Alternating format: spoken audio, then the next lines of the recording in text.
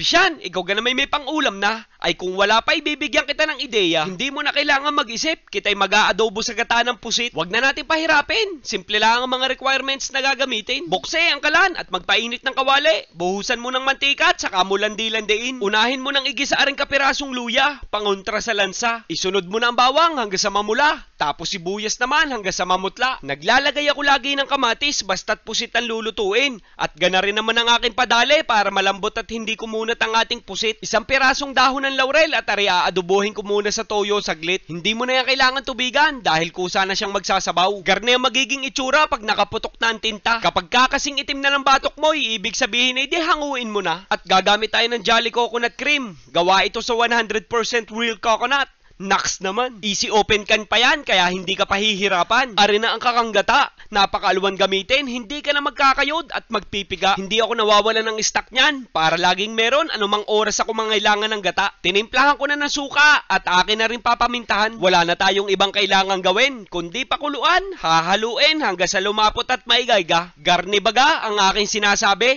Ayos na ako dyan para may pangsabaw sa kaning sarsa. Ibabalik ko na ngayon ang hinap ko kumpusit at dyan ko siya tutuluyan. Kaunting siling kinumpas para may tadyak ng anghang. At digay iyan mapapalaban na naman ako ng bakbakan pag gana rin pang ulam. Adobong pusit sa gata. Yan ang Jolly Love. Ay inang!